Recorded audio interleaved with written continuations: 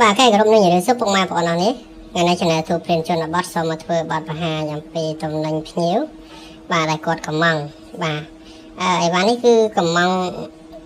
លឿនទេបងប្អូនណាកំងតែ3ថ្ងៃហើយបាទខ្ញុំរៀបឲ្យហើយ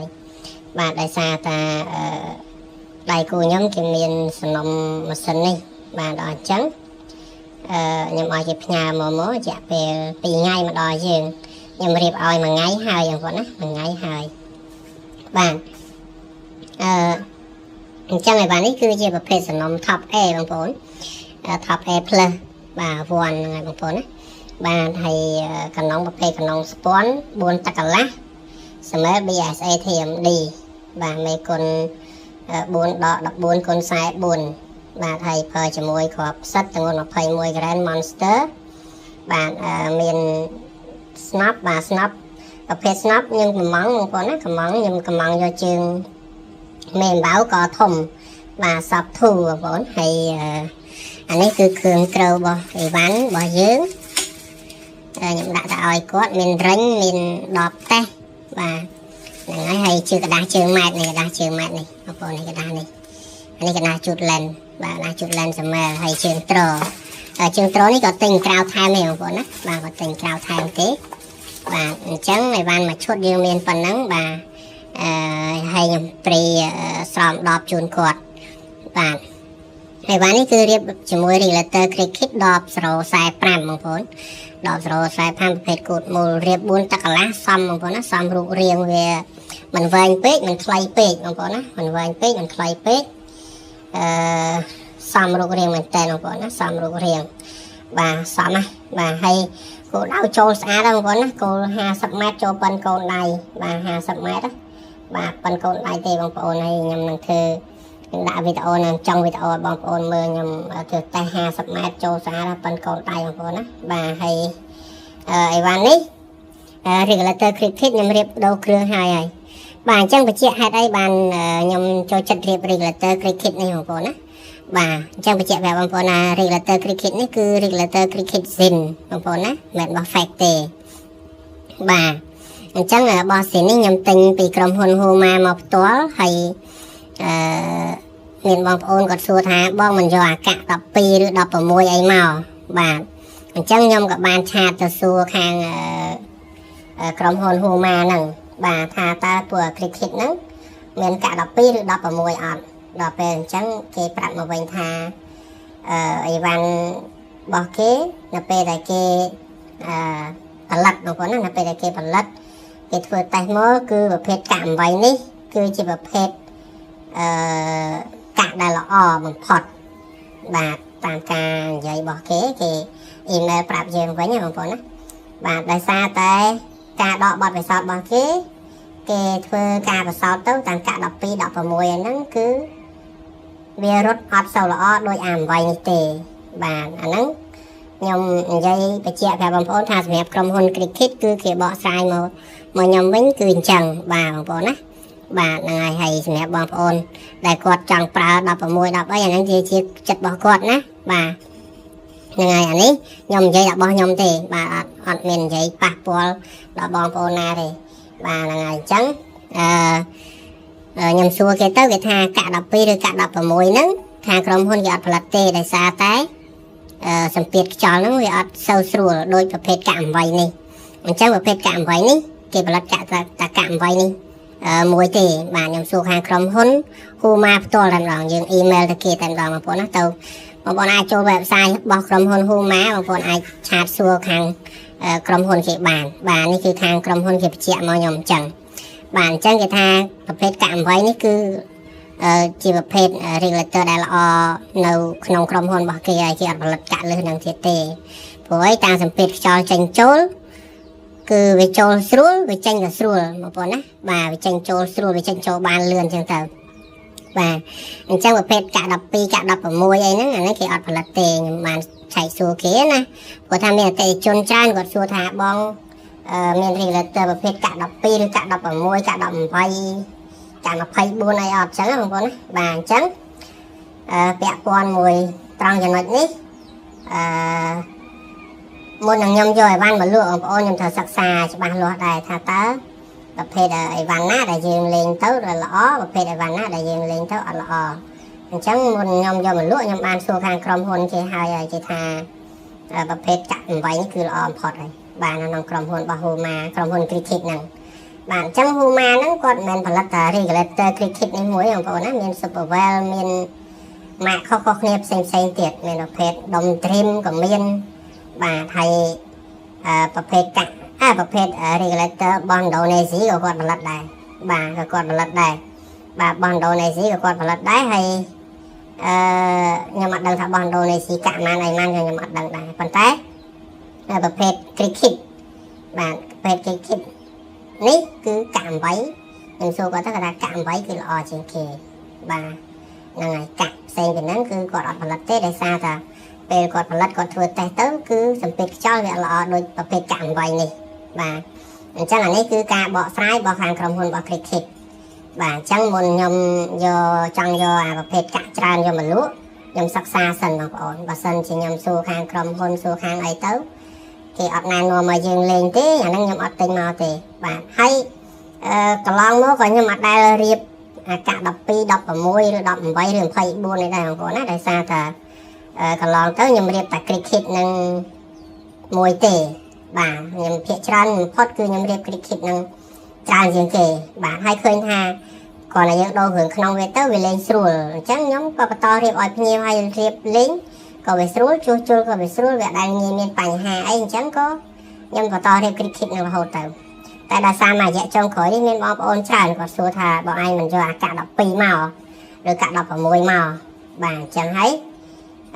ខ្ញុំក៏សួរខ្ញុំក៏ឆាតសួរបន្តទៅខាងក្រុមហ៊ុន Huma Cricket ហ្នឹងតើបងប្អូនណាបាទអញ្ចឹង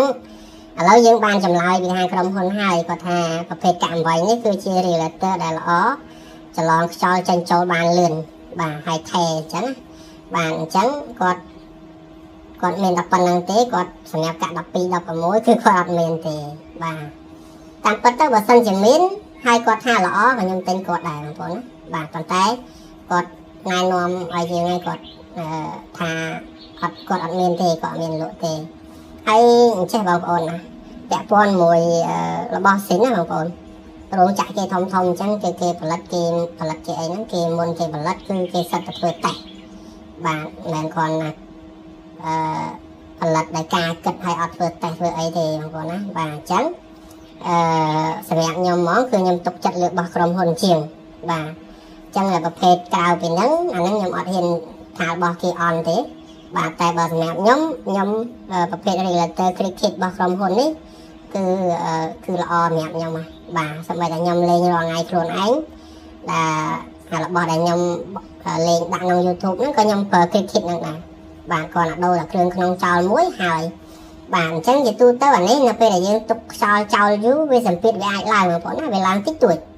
បាទអញ្ចឹងនៅពេលដែលបងប្អូនបាញ់ចោលតែមួយគ្រាប់ពីរគ្រាប់ទៅសម្ពាធវាធ្លាក់មកវិញធម្មតាហើយមួយថ្ងៃវងងាយហ្នឹងបងប្អូនលេងអត់ចេះឡើងសម្ពាធទេបាទតើបងប្អូនទុកចោលមួយយប់ពីយប់អីចឹងហ្នឹងវាឡើងទីឲ្យយើងតាំង14អាចឡើង14នាទីអីចឹងណាបាទហ្នឹងវាឡើងអញ្ចឹងបាទហើយអាហ្នឹងគឺទូទៅគឺអញ្ចឹងបងប្អូនណាដោយសារអីវ៉ាន់ខ្យល់គឺវាទូទៅគឺវាអញ្ចឹងគាត់ថាមុនទៅលេងបងប្អូនសាប់ខ្យល់ពេញបងប្អូនបាញ់ចោល2 3គ្រាប់ឬក៏បងប្អូនតេស្ត4 10គ្រាប់មុនចេញលេងទៅដើម្បីឲ្យដឹងថាកូនកំមុំយើងវាលេងបានចូលគោលដៅល្អអត់ចឹងណាបងប្អូនណាវាអត់ប្រែប្រួលគោលដៅអីចឹងទៅយើងចេញទៅលេងទៅបាទអញ្ចឹងអានេះគឺវាជាច្បាប់ធម្មជាតិរបស់អីវ៉ាន់ប្រើខ្យល់អញ្ចឹងបើថាយើងទុកចោល3 4 5ថ្ងៃហើយឲ្យវាថែស្មើហ្មងវាអត់ទេបងប្អូនបាទដោយសារតែធម្មតាសម្ពាធខ្យល់គឺវាមានកម្លាំងរុញច្រានអញ្ចឹងវាជាឡើងតិចបន្តួចអត់ខានទេបាទតែនៅពេលដែលយើងបាញ់ខ្យល់ចោលមួយគ្រាប់ពីរគ្រាប់ទៅគឺវាធ្លាក់មកវិញធម្មតាហើយបងប្អូនបាទអញ្ចឹងគឺអានេះវាជាធម្មជាតិអីវ៉ាន់ខ្យល់គឺអញ្ចឹងគឺធម្មតាតែម្ដងបងប្អូនណាអញ្ចឹងបងប្អូនកុំគិតថាវាអត់ឡើងទៅទុកចោលមួយថ្ងៃសម្រាប់ខ្ញុំក៏ធ្លាប់រៀបដែរបងប្អូនណា regulator កាក់24ទោះខ្ញុំទុកចោលក៏នៅតែវាឡើងដែរវាឡើងតិចតួចដែរបងប្អូនវាឡើងតិចបាទនៅតែឡើងអញ្ចឹងបងប្អូនព្រោះថាសម្ពាធខ្យល់គឺវាមានកម្លាំងរុញច្រានវាអត់ដូចពួរម្សៅទេពួរម្សៅតែកាលណាយើងដាក់ដល់ក្នុងសបកកន្ទុះនឹងប្រហែលក្រាមគឺប៉ុណ្្នឹងហើយបងប្អូនណាវាអត់ចេះឡើងទេវាអត់ចេះ ឡើងចំណោះខ្លួនវាតែនេះវាមានសម្ពាធរុញច្រានពីដបចូលមកក្នុងតួអញ្ចឹងហើយសម្ពាធរុញច្រានហ្នឹងវាធ្វើឲ្យ regulator ហ្នឹងវាអាចនិយាយបានថាវាកាត់ខ្យល់បានដែរប៉ុន្តែនៅពេលដែលការរុញច្រាននេះវាមានរយៈពេលយូរទៅវារឹតតែធ្ងន់ទៅសម្រាប់ regulator អញ្ចឹងវាអាចលាក់តិចតួចក្នុងពេលដែលយើងទុកចោលហ្នឹងបងប្អូនណាបាទអញ្ចឹងទុកចោល3 4 5ថ្ងៃអីវាឡើងខ្យល់តិចតួចវាជារឿងធម្មតាបាទសំខាន់ឲ្យយើងពេលយើងចាញ់លេងវារត់ខ្យល់ស្មើល្អអាហ្នឹងគឺបងប្អូនលេងបានហើយបាទអញ្ចឹងកន្លែងចំណុច regulator នេះគឺខ្ញុំមានការបញ្ជាក់ប្រាប់បងប្អូនប៉ុណ្ណឹងបាទហើយនេះជាមូលហេតុដែលខ្ញុំមិនជ្រើសរើស regulator ផ្សេងដើម្បីយកមកជំនួស regulator cricket ហើយប្រភេទ regulator cricket នេះវាមានបោះ fake ដែរបងប្អូនណាមានបោះ fake បោះ sin ហើយបោះខ្ញុំផ្ទៃមកនេះគឺបោះ sin ចេញពី website Huma មកតែម្ដងបាទហើយ sin ហើយ fake បងប្អូនអាចមានសបកបងប្អូននេះបងប្អូនអាច screenshot ក៏បានដែរបងប្អូនអាច screenshot QR code នេះហើយបងប្អូនយកទៅ scan មើលដឹងហើយបងប្អូនណាបាទបើសិនជា scan ទៅវាលោតចូលក្នុង website Huma ហ្មងអាហ្នឹងមានន័យថាគឺបោះ sin ប៉ុន្តែបើ scan ទៅវាលោតមក fake គឺ fake ហើយបងប្អូនបាទនៅពេលដែលបងប្អូន scan QR code នេះទៅបាទបងប្អូនអាច screenshot ហើយ scan បាន scan ទៅនៅពេលដែល scan ទៅបើទីហោបើ regulator នឹង fake គឺវាលោតចូលទៅដាក់ fake យកមកបាទតែបើ regulator នឹង sin គឺលោតចូលទៅអត់ចេញសញ្ញាក្រហមថាពាក្យថា fake ទេបាទគឺចូល website Huma បាទហើយវាមានកាតមានអីរបស់វាបងប្អូននេះវាមានកាតបញ្ជាក់នេះបាទវាមានការបញ្ជាក់ហ្នឹងយើងអាច scan QR code នេះទៀតទៅហើយនឹងកោសលេខកូដនេះទៅបញ្ចូលលេខកូដបញ្ចូលអីហ្នឹងទៅគឺ regulator គឺ Huma គេទទួលស្គាល់ផលិតផលរបស់គេ sin ហ្មងបាទកោសទៅឃើញលេខកូដបងប្អូនណាចាំមើលខ្ញុំសាកកោសឲ្យបងប្អូនមើលបាទចាំមើលបាទខ្ញុំកោសឲ្យបងប្អូនមើលណាស្អីគេកោសចាំបងប្អូនជប់ចាំតិចបាទនេះបងប្អូនកោសមានលេខអីនេះបងប្អូនលេខនេះលេខកូដវាបងប្អូនខ្ញុំកោសដៃមួយចឹងវាយើងបាក់តិចនេះបាទឃើញអត់បាទអញ្ចឹងវាមានលេខកូដវាហ្នឹងបងប្អូនខ្ញុំកោសឲ្យឃើញខ្លះទេហើយវាមានទាំងអស់អានេះក៏ scan បានដែរយើងកោស QR code នេះមក scan បានអានេះយើងកោសទៅមានលេខកូដរបស់វាហើយលេខកូដហ្នឹងក៏វាមានបញ្ជាក់នៅក្នុង website Huma ថា sin ឬក៏ fake ដែរបងប្អូនណានៅពេលដែលបងប្អូនបញ្ចូលលេខកូដហ្នឹងទៅគឺវាបញ្ជាក់ហ្មងថា sin ឬក៏ fake វាដាក់លូតអក្សរពណ៌ក្រហមថា fake ចឹងមកបងប្អូនណាបាទអញ្ចឹងបងប្អូនមានកាតកោស scan បានហើយបើបងប្អូនមាន QR code នេះមាន QR code នេះ scan បងប្អូន scan ពេលគ្រាន់តែ scan ចូលទៅបើសិនជាប្រអប់នឹងបោះ sin គឺវាចូល website Huma ប៉ុន្តែបើសិនជា scan ទៅអត់មែនបោះ sin ទេគឺវាចូល website Huma ដូចគ្នាប៉ុន្តែវាលោតអក្សរដាក់មក fake ពណ៌ក្រហមមកបាទអញ្ចឹងត្រង់ចំណុចនេះបាទខ្ញុំចែកលេខបទពិសោធន៍បងប្អូនឲ្យចេះមើល regulator sin regulator fake បងប្អូនណាបាទអញ្ចឹងខ្ញុំមានប៉ុណ្ណឹងហើយសម្រាប់បងប្អូនត្រូវការជួសជុលតំណែងកម្លាំងតំណែងអាចតាក់ទងខ្ញុំបានបានជើញជនបទវីដេអូនេះមានប៉ុណ្ណឹងចុះបាទសូមគោរពលាអរគុណពុកម៉ែបងប្អូនអរគ្នាបាយបាយ